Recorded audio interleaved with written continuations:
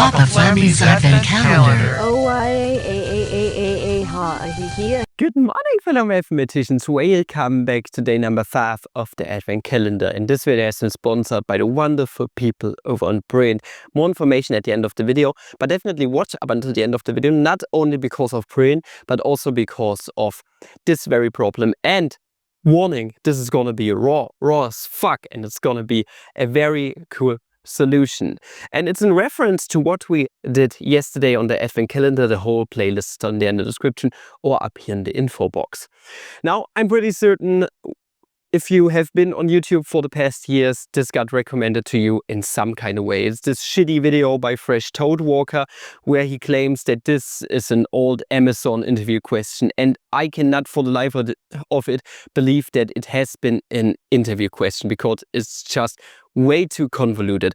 And don't get me wrong, people also hated the video immensely. It's his most watched video, I think, but they hated it because he was just pulling stuff out of his arse without deriving it, and it was just a heartless clickbaity soul grab. So it was not nice. But here's the problem that he presented back in the days. Namely, we have a cable running from A to B, and the height of the tower, you could say, is 50 meters. Now we need to find out, when given the length of 80 meters of our cable, how high or how much distance is between the two poles right here, between the two towers, if A, the cable is hanging 10 meters above the ground, and this is a no-brainer, or 20 meters above the ground. This right here is number 2. There was the original statement. There was problem annotation here. Now, why did I say the first one is a no-brainer? Because obviously, if it hangs 10 meters above the ground and this pole is 50 meters high, then that means that 40 meters of the cable is already taken away. But this thing is only 80 meters long, meaning 40 meters plus 40 meters, the two poles are exactly on each other, so the distance between the two poles is exactly 0 if we want the cable to hang 10 meters above the ground. But 20 meters is where it really gets interesting, and thank God we made a video on the square wheels yesterday. And I told you guys that the square wheel problem leads to something really cool. Or should I say, this problem leads also to something really cool with the square wheels. It's kind of circular, you could say.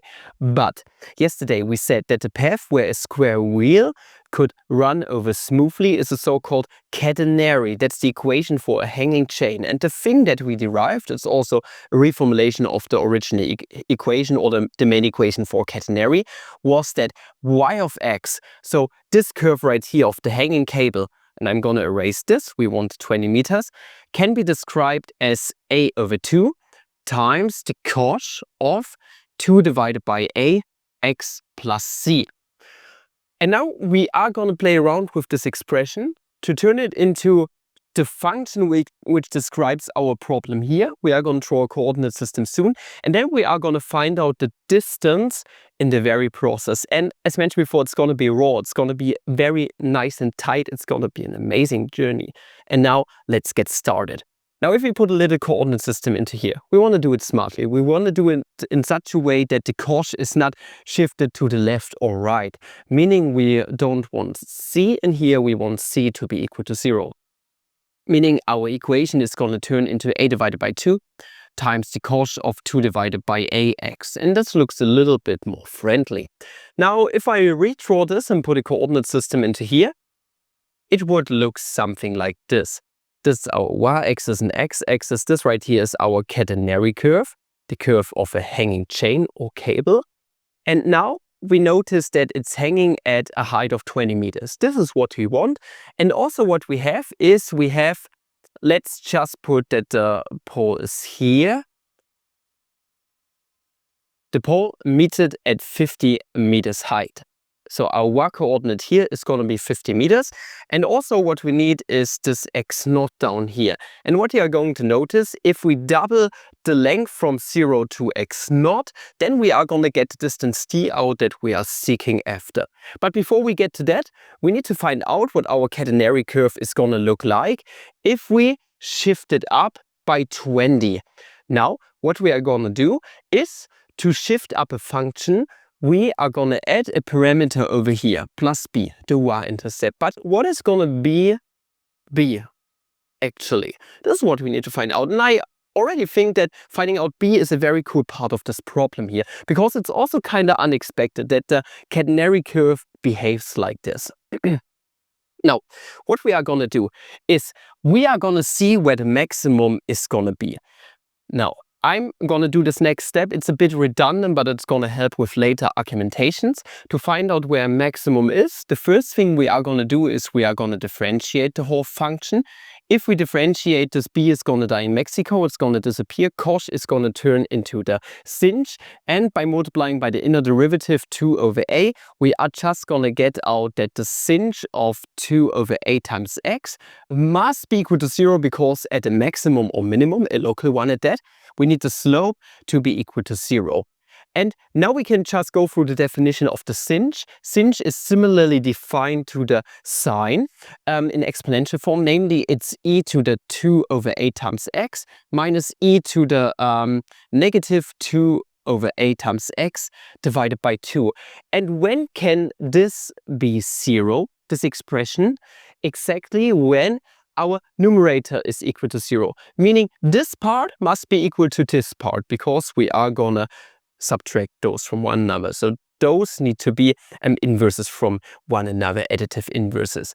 When is the exponential function the same with two different arguments? Well, exactly when x is equal to 0, because for x equal to 0, obviously, we are going to get that this is 1 minus 1, 0, done. So our extreme point, our extremum, is exactly at x being equal to 0, which is to be expected because we put it like this. As mentioned before, it's a bit redundant, but we are going to use this little step later in the argumentation. Now, what we just going to do is we plug 0 into here, and then we are going to solve for b exactly, because we know what our y-coordinate at 0 must be for the maximum, namely 20. So we are going to get that 20 is the same as y evaluated at 0. So this is going to be a over 2 times the cosh of 2 over a times 0 is just 0 plus b. Now, that's quite easy. Cosh of 0 is, so cosh is very similar, and cosh is e to the x, so e to the 0 plus e to the 0 divided by 2. That's 1 plus 1 is 2, divided by 2 is just 1 overall. So meaning we get that 20 is equal to a over 2 plus b, or overall, b is equal to 20 minus a over 2. And as mentioned before, I find this kind of surprising, because if we just leave this part out, we could also raise our function up by just varying the stretching parameter. But it's also kind of not surprising, because this is just how exponential functions behave. So yeah, you could say it's kind of a cool fact, but also not. I found it cool, maybe you did too. But overall, we are going to get that y of x, our final equation for now, because we still need to find out what a is going to be a over 2 times the cosh of 2 over a times x plus 20 minus a over 2. This right here is the catenary curve, which describes our problem accurately. Now we need to find out the parameter a, and this is where our next condition comes in. Namely, remember, the length of our cable is 80 meters. So if we halve this problem up, the length of this part right here is going to be exactly 40 meters. Now, what we are going to use is the so-called line integral to find ourselves the arc length. We know what the arc length is. It's 40, but our function a is still parameterized with this little parameter a, which we still need to find out such that it satisfies the condition of the arc length being equal to 40. As a little refresher, the arc length L, I'm terribly sorry, in a certain interval, and our interval is from 0 to x naught, is going to be defined as the line integral from 0 to x naught in our case. of the square root of 1 plus the derivative of our function squared. This is how the arc length is defined, and we know that the arc length in this interval must be equal to 40. And this is what we are going to solve now. So we are back at integration. It's like reversing our differential equation that we had in the last video. Now, let's plug all of this in. 40 must be equal to the integral from 0 to x naught. And now we have another unknown. Oh my goodness, so many unknowns one after another. Of the square root of 1 and then plus. Now the derivative of y of x, doesn't matter what this part right here is, it's going to be the sinh of 2 over a times x. This is why I said we are going to use this fact later, so this is why I used it. So this right here is the sinh squared of 2 over a times x dx. And remember the fundamental theorem of hyperbolicism that I last described. We had that the cos squared minus the sinh squared is equal to 1. And now we are going to bring this off into the form 1 plus sinh squared. So this is just adding it on both sides. So we are going to get that 1 plus sinh squared is nothing other than the cos squared. So this part right here is the cos squared, and the square root of the cos squared is the absolute value of cos. But we are going to not give a fuck about the absolute values because this is just a matter of turning around the signs overall. So what we are going to get is the integral from 0 to x naught of the cos of 2 over a times x dx. And just like in the last video, the differential of cos is sinh and the differential of sinh is cos. So the antiderivative of cos is going to be the sinh. But we need to take this part into consideration when we differentiate the sinh once again. So what we are going to get is that 40 is equal to, so the antiderivative is going to be the sinh of 2 over a times x, evaluated from 0 to x naught. But if we were to differentiate this, we are going to get a factor of 2a to the front, meaning for now, for the antiderivative, we need an a over 2 to compensate for this. So this is just easy integration by taking a sharp look, I suppose. I mean, you could introduce substitution and get the same thing done in like the same time. Now by plugging all of this in, we have seen before that if we plug x being equal to 0 into the sinh, we are going to get 0, just like here. This is why I use this fact, okay? Now we already have this out of the way. So this part is going to vanish and die in Mexico. So 40 must be equal to a over 2 times the sinh of 2 over a times x naught. Or by multiplying both sides by 2 over a, it's not equal to 0, or we are going to suppose that it's not equal to 0, otherwise we wouldn't have a catenary curve, no hanging chain overall, or no hanging cable. We are going to get that 80 divided by a is the same as the sinh of 2 divided by a times x naught. And we already came pretty far, but as mentioned before, we still have another unknown, namely x naught. And we need to find out what x naught is. And for this, we need to take a look at our boundary condition, namely that the y-coordinate of our catenary curve that we got right here must be 50 exactly at our spot x naught. Meaning our boundary condition tells us that 50 is equal to a over 2 times the cos of 2 divided by a x naught plus 20 minus a over 2. And now we can go ahead. We can subtract 20 on both sides, giving us a juicy as 30 on this side. And now we can add a over 2 on both sides, giving us overall that 30 plus a over 2 is equal to a over 2 times the cos of 2 divided by a x naught. And for now, we are going to multiply both sides by 2 divided by a to get ourselves an expression for the cos of 2 divided by a x naught. I'm going to put this here as a little side note. Multiplying both sides by a over 2, by 2 over a, we are going to get that 60 over a plus 1, because it was the multiplicative inverse, is equal to the cos of 2 divided by a x naught. Applying the inverse cos on both sides, we are going to get that 2 divided by a x naught is the inverse cos the area hyperbolic cosine of 60 divided by a plus 1. I said it's going to be raw. It's going to be wild ride. And now multiplying both sides by a over 2 gives us that x naught is equal to a over 2 times the inverse hyperbolic cosine of 60 divided by a plus 1. And when I saw this the first time around, I did this, I thought, nah, this is not going to turn out great. I mean, how could it? We have a piece of shit right here, and we also have a singe up here. But then I remembered that similar situations pop up all the time when it comes to trigonometry. And I want to get back to the fundamental theorem of hyperbolicism. Namely, what we can do. We have the singe right here. I'm going to reformulate this once again. If we subtract 1 on both sides and take the square root, then we are going to get that the singe is nothing other than the square root of cos squared minus 1. Okay, this just brings everything to the other side.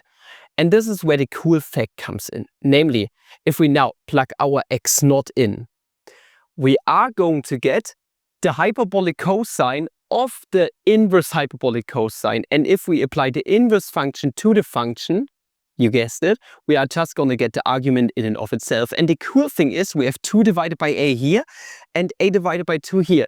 This coefficient is going to cancel out and everything is going to turn out hopefully nicely. We'll see about that. It does. Okay. So if we were to plug this in, we are going to get that 80 divided by a is nothing other than the square root of, and then we are going to get the cos of the a over 2 and 2 over a is going to cancel out. So we are going to get the inverse hyperbolic cosine of 60 divided by a plus 1. All of this is going to be squared and then a minus 1. Now we are talking. This and that is going to cancel each other out, you could say, leaving us just with 60 divided by a plus 1 squared in here. So this part right here is just 60 divided by a plus 1 squared. And now we can just try to solve all of this. We can take the square on both sides, giving us overall that 80 squared divided by a squared is equal to 60 divided by a plus 1 squared minus 1. Now we can use the binomial formula here. On the right hand side, we are going to get 60 squared divided by a squared and then 2 times both of those multiplied together. So this is going to be plus 120 divided by a times 1. We can leave this out. Plus 1 minus 1. Oh, plus 1 and minus 1 is going to cancel out. Now, we have an equation that we can easily solve by multiplying both sides by a squared. Remember, a is not equal to 0, otherwise we would have a very, very shitty hanging cable. So what we are going to do, if we multiply both sides by a squared, we are going to get that 80 squared is nothing other than 60 squared. And this right here is going to turn into plus 120a. And now we can solve all of this for a. We could, if we do it in our head a tiny little bit, add 60 squared on both, subtract 60 squared on both sides. So we are going to get that 80 squared minus 60 squared is equal to 120a. And 80 squared minus 60 squared is the difference of 2 squares here. So this is 80 minus 60 times 80 plus 60. And 80 minus 60 is 20. This right here is 140, overall 2,800. So this right here is the same as 120a is equal to 2,800. Dividing both sides by 120. We are going to get that a is equal to 2,800 divided by 120. That's the same as 280 divided by 12. This is the same as 140 divided by 6. This is the same as 70 divided by 3. Hey, we have found out a, and that's where we're going to continue. Wow! Last few steps. So we could just plug our a into x naught and double it and find out what the distance between the two poles is going to be. But for you who's interested, we are also going to plug the a into our function to get ourselves the exact function which describes our pole hanging problem. Namely, we are going to get that y of x is equal to a over 2 is 70 divided by 3 times 2, which is 35 divided by 3. So roughly 12 times the hyperbolic cosine of, and 2 divided by a is the reciprocal. So 3 divided by 35 times x plus, and then 20 minus a over 2, and a over 2 is 35 divided by 3. We can calculate this. 3 times 20 is 60. 60 minus 35 is 25 divided by 3 overall. So this right here is the equation which describes our hanging cable problem, if you were interested. I find it quite interesting. And now we are going to calculate the actual length between the two poles, the distance.